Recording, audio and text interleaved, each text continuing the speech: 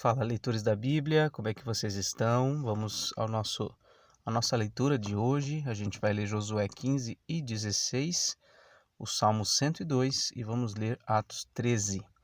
Tá bom? Vamos orar, vamos falar com Deus. Senhor nosso Deus, obrigado pela tua palavra, pela presença do teu Espírito.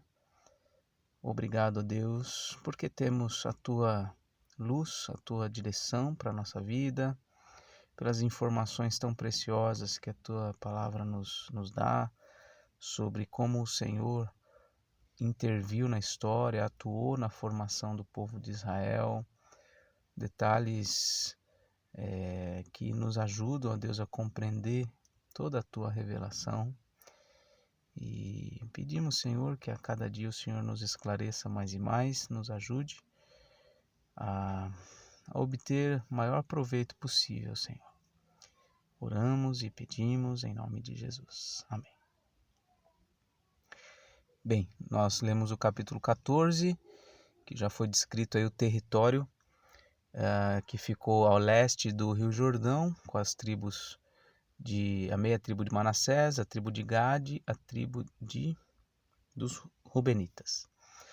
E agora, a herança das 9 tribos e meia. Então vamos ver aqui uma descrição do território desse pessoal que ficou a oeste do Rio Jordão, ou seja, à esquerda, né, entre o Rio Jordão até o mar. A sorte da tribo dos filhos de Judá, segundo as suas famílias, caiu para o sul, até o limite de Edom, até o deserto de Zin, até a extremidade do lado sul. Foi o seu limite ao sul desde a extremidade do Mar Salgado, desde a baía que olha para o sul e sai para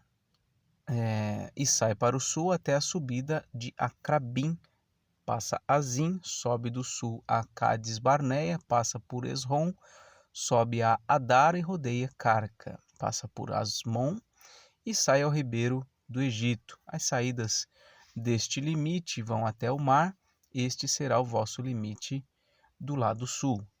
Apenas um breve comentário aqui.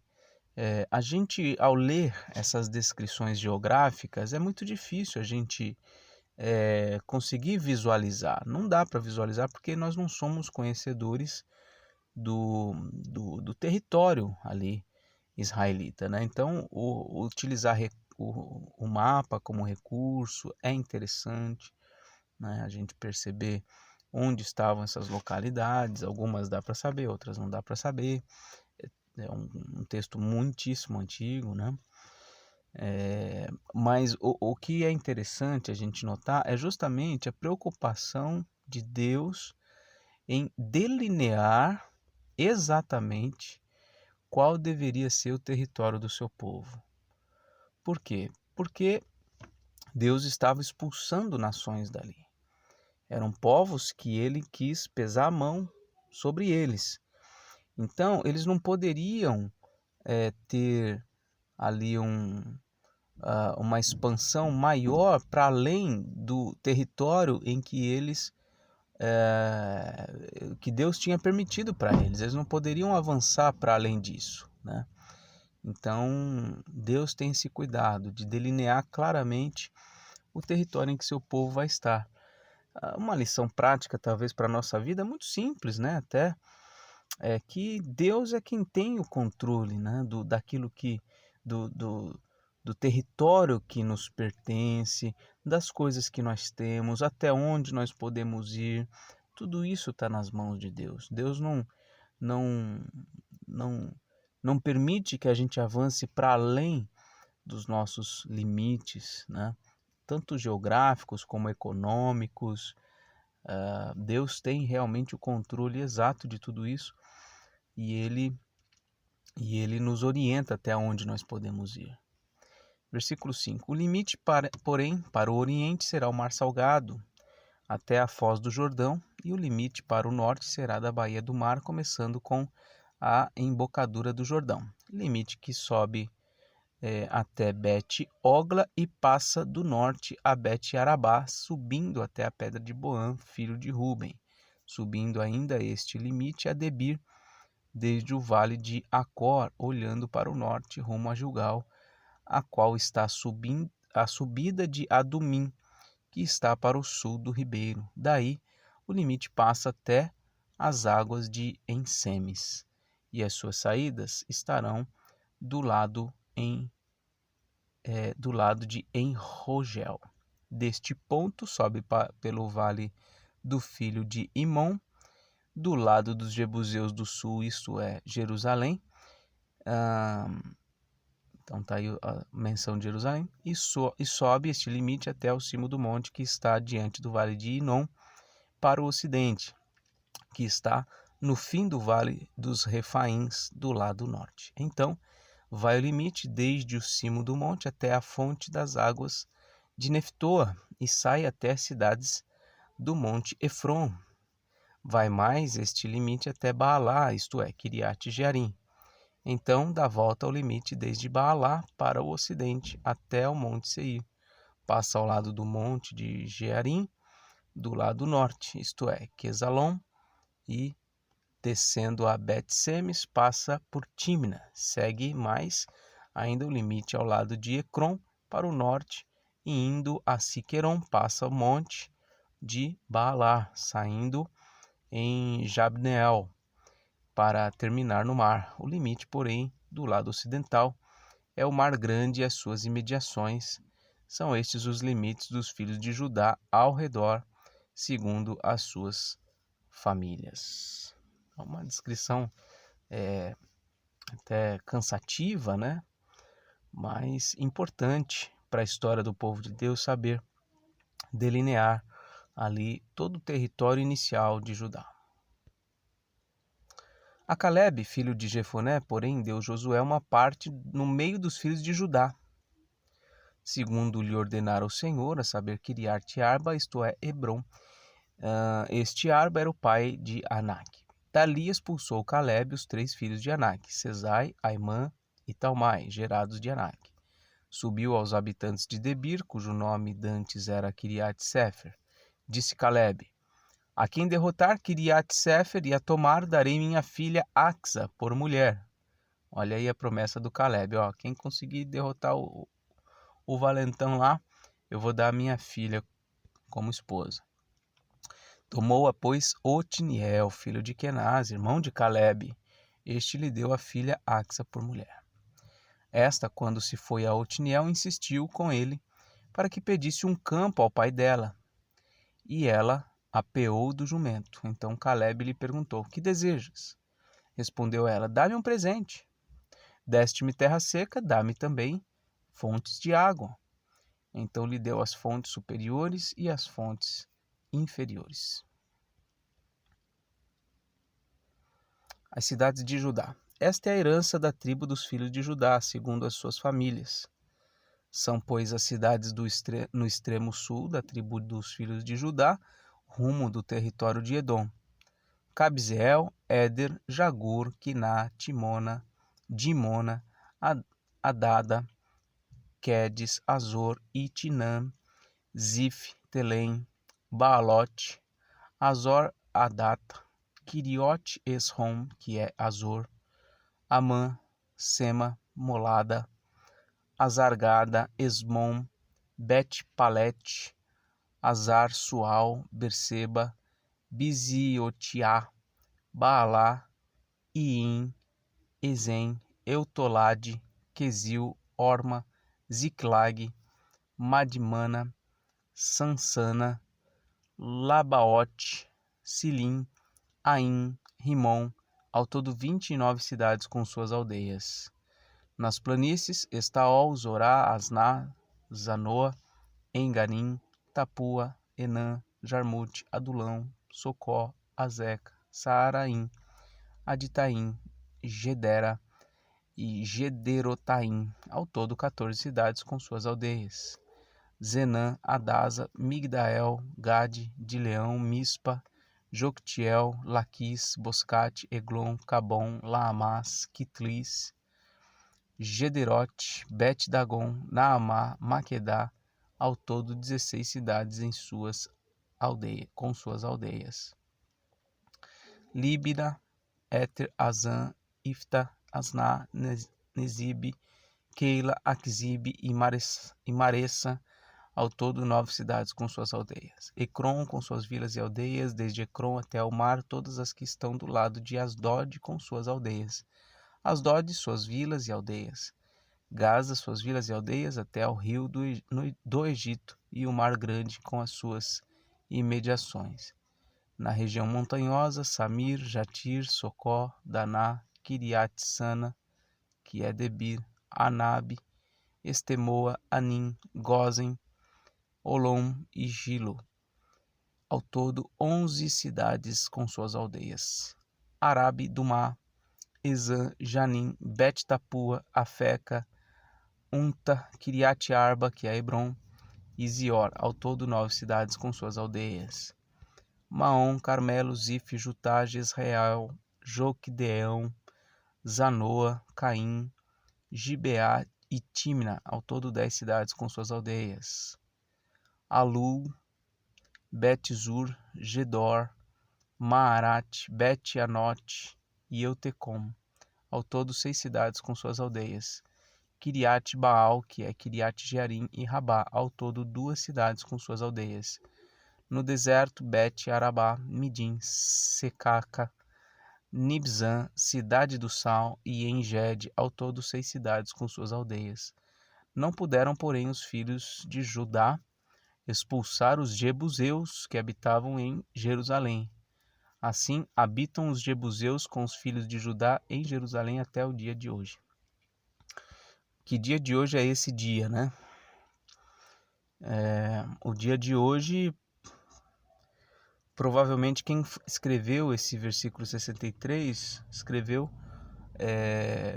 posteriormente, depois de tudo isso acontecer, bastante tempo, talvez o próprio Josué mesmo tenha escrito isso, ou algum escriba, né, sob a sua orientação, mas aqui está essa nota. Eu não sei precisar agora qual seria a época, quanto tempo depois dessa conquista que foi escrito esse trecho, essa compilação final do livro de Josué.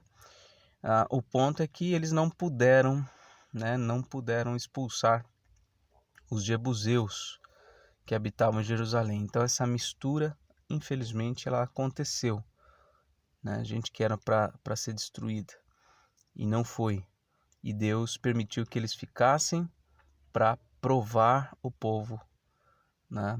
Para pôr o povo à prova. Depois isso vai aparecer escrito também em Josué, se eu não estou enganado. Agora a herança de Efraim, capítulo 15 foi só de Judá. Vamos agora à herança de Efraim. O território, em sorte, caiu aos filhos de José, começando no Jordão, da altura de Jericó, e no lado oriental das águas de Jericó.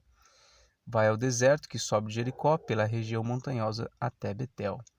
De Betel sai para Luz, passa ao limite dos Arquitas até Atarote e desce rumo ao ocidente, ao limite de Jaflete, até o limite de Bet-Oron, de baixo, e até Gezer, terminando no mar. Assim alcançaram a sua herança os filhos de José, Manassés e Efraim.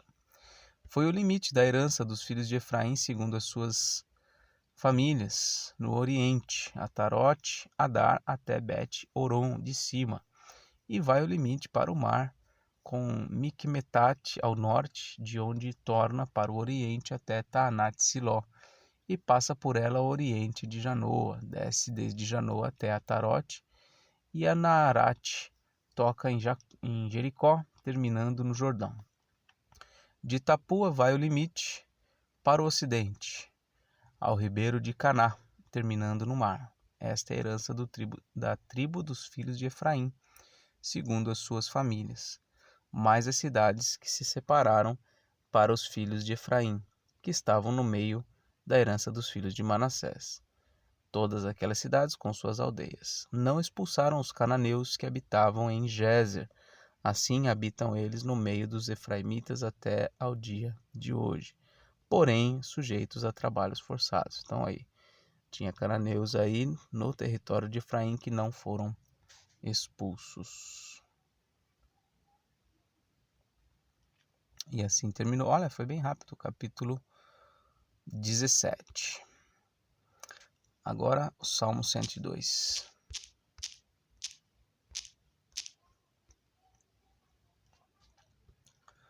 Arrependimento e esperança. Oração do aflito que desfalecido derrama o seu queixume perante o Senhor. Ouve, Senhor, a minha súplica e cheguem a ti os meus clamores. Não me ocultes o rosto no dia da minha angústia. Inclina-me os ouvidos. No dia em que eu clamar, dá-te pressa em acudir-me. Porque os meus dias, como fumaça, se desvanecem, e os meus ossos ardem como em fornalha. Ferido como a erva, secou-se o meu coração. Até me esqueço de comer o meu pão. Os meus ossos já se apegam à pele, por causa do meu dolorido gemer. Sou como o pelicano no deserto, como a coruja das ruínas. Não durmo, e sou como o passarinho solitário nos telhados. Os meus inimigos me insultam a toda hora, furiosos contra mim, praguejam contra o meu próprio nome.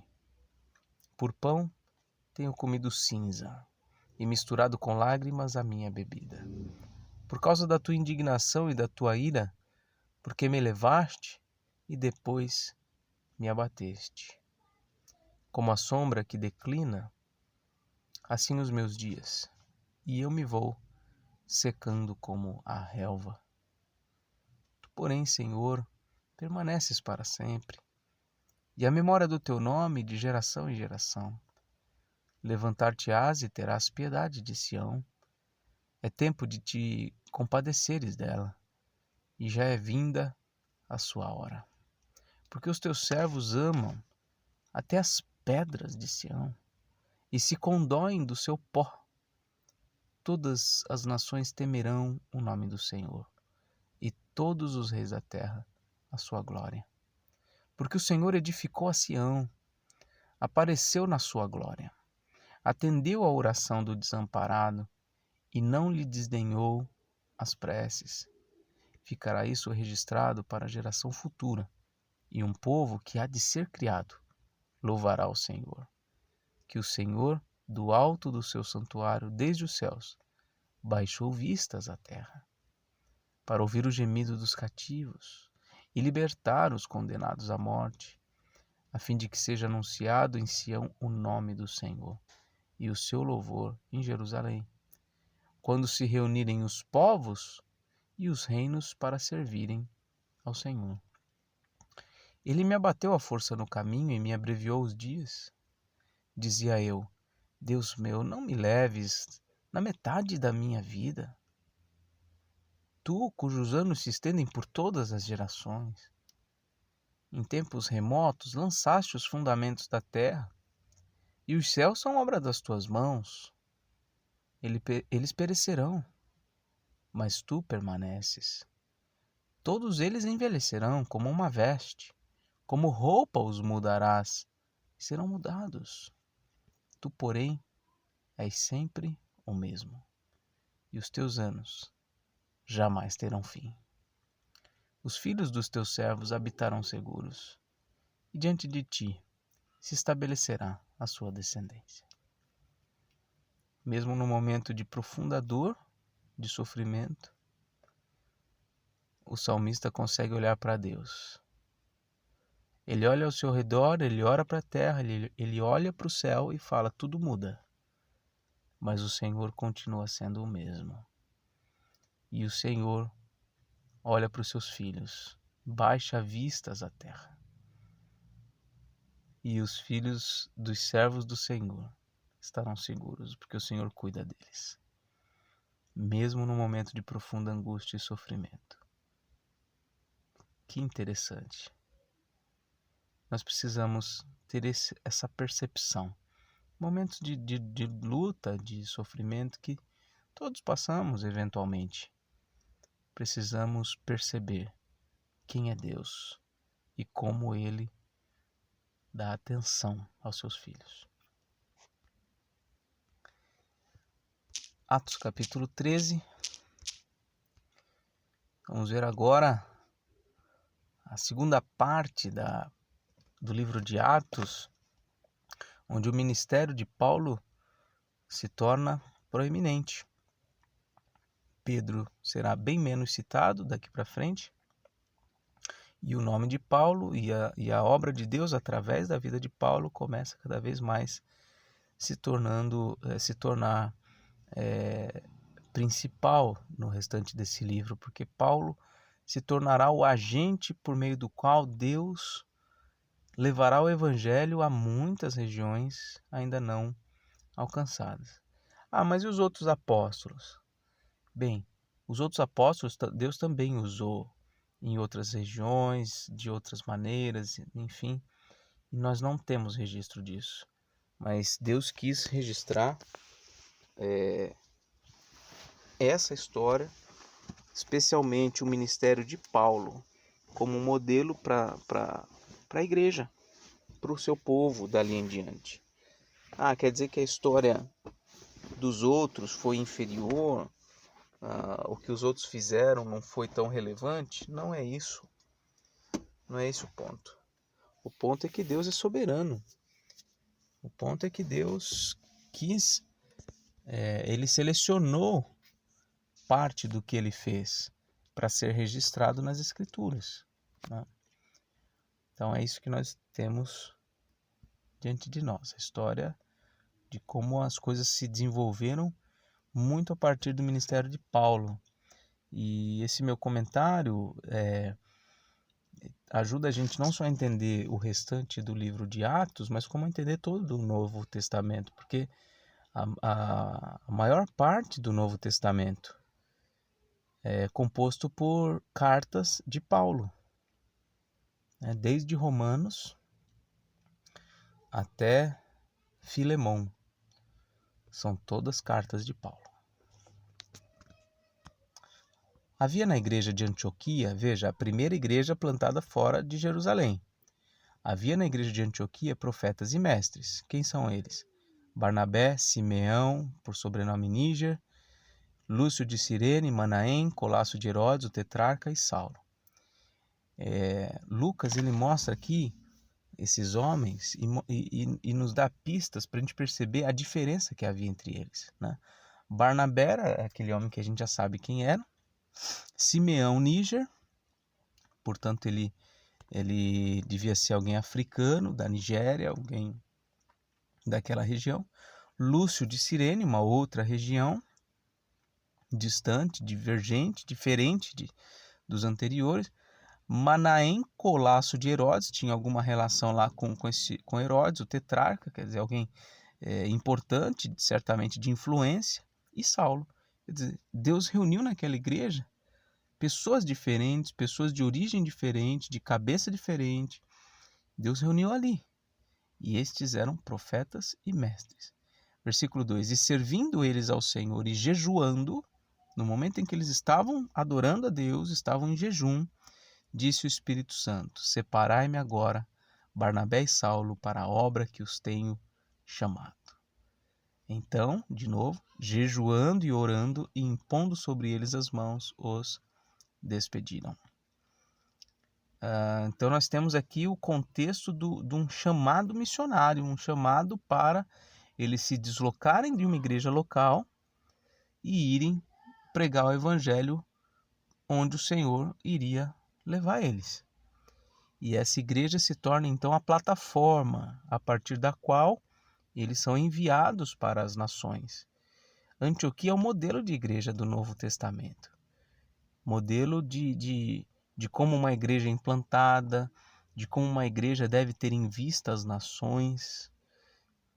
Então tem muitas coisas para a gente analisar e aprender com o que Deus fez ali naquela igreja. Então eles vão para a missão, e a gente vai ver aqui o início, a primeira viagem, depois tem as outras viagens de Paulo, e sempre o círculo da caminhada de Paulo se fecha em Antioquia. Ele sempre tem o seu percurso por onde o Senhor Deus o conduz. Aí, por fim, ele passa em Jerusalém, depois ele passa em Antioquia. Ele volta em Antioquia. Então, sempre Jerusalém e Antioquia fecha o ciclo de missão de Paulo. Enviados, pois, pelo Espírito Santo, desceram a Seleucia e dali navegaram para Chipre. Chegados a Salamina, anunciavam a palavra de Deus nas sinagogas judaicas e tinham também João como auxiliar. Aqui nós já vemos o que será uma tônica no ministério de Paulo. Ele sempre chega, quando ele chega numa cidade, ele sempre vai primeiro para uma sinagoga judaica. Tá? Ele vai junto com Barnabé e eles tinham o João Marcos, como auxiliar deles. Havendo atravessado toda a ilha até Pafos, encontraram um certo judeu mágico, falso profeta, de nome Bar-Jesus, o qual estava com o procônsul Sérgio Paulo, que era homem inteligente. Este, tendo chamado Barnabé e Saulo, diligenciava para ouvir a palavra de Deus. Mas opunha-se-lhes Elimas, o mágico, porque assim se interpreta o seu nome, procurando afastar da fé o procônsul. Então esse procônsul, um homem importante, queria ouvir, dava ouvidos a Paulo e Barnabé, mas o Elimas se pôs como obstáculo. Versículo 9. Todavia Saulo, também chamado Paulo, aqui nós já vemos então que ele já passou a ser chamado de Paulo, cheio do Espírito Santo, fixando nele os olhos. Nele quem? No Elimas, o mágico. Fixou os olhos nele e disse: Ó filho do diabo, cheio de todo engano e de toda malícia, inimigo de toda justiça, não cessarás de perverter os retos caminhos do Senhor? Pois agora, eis aí está sobre ti a mão do Senhor, e ficarás cego, não vendo o sol por algum tempo. No mesmo instante caiu sobre ele névoa e escuridade, e andando à roda, procurava quem o guiasse pela mão. Então o procônsul, vendo o que sucedera, creu, maravilhado com a doutrina do Senhor. Que bom seria, né, se todos os inimigos do Senhor nós pudéssemos orar e Deus dar cegueira para eles por um tempo, né, para que eles parassem de obstruir o caminho do Senhor. Mas, claro, não é assim sempre. Nesse contexto foi assim. E navegando de Pafos, Paulo e seus companheiros dirigiram-se a Perge da Panfilha. João, porém, apartando-se deles, voltou para Jerusalém. Não durou muito a companhia de João ali, alguma coisa aconteceu. E ele voltou para Jerusalém. Mas eles, atravessando de Perge para Antioquia da Psídia, indo num sábado à sinagoga, assentaram-se. Depois da leitura da lei e dos profetas, os chefes da sinagoga mandaram dizer-lhes: Irmãos, se tendes alguma palavra de exortação para o povo, dizei-a. E aí, o apóstolo Paulo usa a palavra para dar testemunho. Quando fala que esse Antioquia, não é Antioquia, aquela Antioquia. É Antioquia da Psídia, é outra cidade, tá? Ele está em outra cidade aqui. Paulo, levantando-se, fazendo com a mão sinal de silêncio, disse: Varões israelitas, e vós outros que também temeis a Deus, ouvi. O Deus deste povo de Israel escolheu nossos pais e exaltou o povo durante sua peregrinação na terra do Egito, de onde os tirou com braço poderoso, e suportou-lhes os maus costumes por cerca de 40 anos no deserto. E havendo destruído 7 nações na terra de Canaã, deu-lhes esta terra por herança, vencidos cerca de 450 anos. Depois disto, lhes deu juízes até o profeta Samuel. Então eles pediram um rei e Deus lhes deparou Saul, filho de Quis, da tribo de Benjamim. E isto pelo espaço de 40 anos. E tendo tirado a este, levantou-lhes o rei Davi, do qual também, dando testemunho, disse: Achei Davi, filho de Jessé, homem segundo o meu coração, que fará toda a minha vontade. Da descendência deste, conforme a promessa, trouxe Deus a Israel o Salvador, que é Jesus, havendo João primeiro pregado a todo o povo de Israel antes da manifestação dele, batismo de arrependimento. Mas ao completar João a sua carreira, o João Batista, dizia: Não sou quem supondes, mas após mim vem aquele de cujos pés não sou digno de desatar as sandálias. Olha que interessante. Paulo está discursando na sinagoga, ele começa falando da história de Israel, e ele conecta a história de Israel, mais especificamente a linhagem de Davi ao Salvador. E antes de falar do Salvador, ele fala de João Batista, porque João Batista teve um papel importante na obra de Jesus. Ele segue dizendo: Irmãos, descendência de Abraão e vós outros os que temeis a Deus, a nós nos foi enviada a palavra da salvação, pois os que habitavam em Jerusalém e as suas autoridades, não conhecendo Jesus, nem os ensinos dos profetas que se leem todos os sábados, quando o condenaram, cumpriram as profecias. Quando condenaram Jesus, cumpriram as profecias. E embora não achassem nenhuma causa de morte, pediram a Pilatos que ele fosse morto. Depois de cumprirem tudo o que a respeito dele estava escrito, tirando-o do madeiro, puseram-no em um túmulo. Mas Deus o ressuscitou dentre os mortos, e foi visto muitos dias pelos que com ele subiram da Galiléia para Jerusalém, os quais são agora suas testemunhas perante o povo. Nós vos anunciamos o evangelho da promessa feita a nossos pais, como Deus a cumpriu plenamente a nós, seus filhos, ressuscitando a Jesus, como também está escrito no Salmo 2: Tu és meu filho, eu hoje te gerei. Então Paulo agora está pregando Jesus, falando quem é Jesus. E sempre na mensagem ele se refere à morte de Jesus e à ressurreição de Jesus, como um cumprimento das profecias. Versículo 34. E que Deus o ressuscitou dentre os mortos, para que jamais voltasse à corrupção. Desta maneira o disse: e cumprirei a vosso favor as santas e fiéis promessas feitas a Davi. Por isso também diz em outro salmo: não permitirás que o teu santo veja a corrupção. Porque, na verdade, tendo Davi servido a sua própria geração, conforme o desígnio de Deus, adormeceu. Foi para junto de seus pais e viu corrupção. Porém, aquele a quem Deus ressuscitou não viu corrupção. Tomai, pois, irmãos, conhecimento de que se vos anuncia remissão de pecados por intermédio deste. Essa é a mensagem, Paulo está dizendo. É esse o anúncio que eu estou fazendo para vocês. Existe remissão de pecados por intermédio deste homem que eu estou falando, de Jesus. E por meio dele, todo o que crê é justificado de todas as coisas das quais vós não pudestes ser justificados pela lei de Moisés. Notai, pois, que não vos sobrevém o que está dito nos profetas. Vede, ó desprezadores, maravilhai-vos e desvanecei, porque eu realizo em vossos dias obra tal que não crereis se alguém vô-la contar. Então, essa foi a mensagem de Paulo. Esse foi o sermão de Paulo. Aliás, o livro de Atos mostra os primeiros sermões da igreja cristã. Lucas descreve esses sermões, primeiramente os de Pedro e agora os de Paulo. Ao saírem eles, rogaram-lhes que no sábado seguinte lhes falassem estas mesmas palavras. Despedida a sinagoga, muitos dos judeus e dos prosélitos piedosos seguiram Paulo e Barnabé, e estes, falando-lhes, os persuadiam a perseverar na graça de Deus.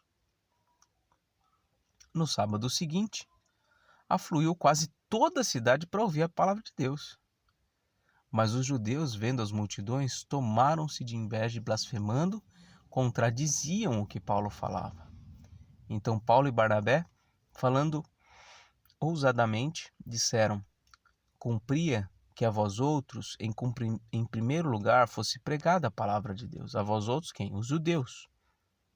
Em primeiro lugar fosse pregada a palavra de Deus a vocês. Mas, posto que a rejeitais e a vós mesmos vos julgais indignos da vida eterna, eis aí que nos volvemos para os gentios. Porque o Senhor assim nolo determinou. Eu te constituí luz para os gentios, a fim de que sejas para salvação até aos confins da terra. Então, Paulo está dizendo, olha, vocês judeus estão desprezando o evangelho, então eu vou para os gentios. Versículo 48. Os gentios, ouvindo isto, regozijavam-se e glorificavam a palavra do Senhor e creram. Olha só, todos os que haviam sido destinados para a vida eterna. Os gentios ficaram felizes. Enquanto os judeus rejeitaram e blasfemavam, os gentios se alegravam e glorificavam a palavra de Deus. E os que Deus tinha predestinado, ordenado para a vida eterna, eles criam. E divulgava-se a palavra do Senhor por toda aquela região. Mas os judeus instigaram as mulheres piedosas de alta posição e os principais da cidade e levantaram perseguição contra Paulo e Barnabé, expulsando-os do seu território. E estes, sacudindo contra aqueles o pó dos pés, partiram para Icônio. Os discípulos, porém, transbordavam de alegria e do Espírito Santo. Esse é um dos efeitos do conhecimento do Evangelho, a alegria do Espírito Santo. Muito bem, esse foi o capítulo 13. A gente começa a ver os primeiros passos de Paulo na expansão do reino de Deus pela pregação da palavra. E eis aqui mais um modelo, dentre os anteriores que nós vimos por boca de Pedro, né? De como é a mensagem que salva. Essa mensagem a respeito de Jesus, da sua morte, da sua ressurreição, dele como cumprimento das profecias, dele como mediador entre Deus e os homens, dele como aquele que conquistou para os homens o perdão dos seus pecados e o livramento da condenação eterna. Essa foi a leitura de hoje. Um forte abraço e até mais, se Deus quiser.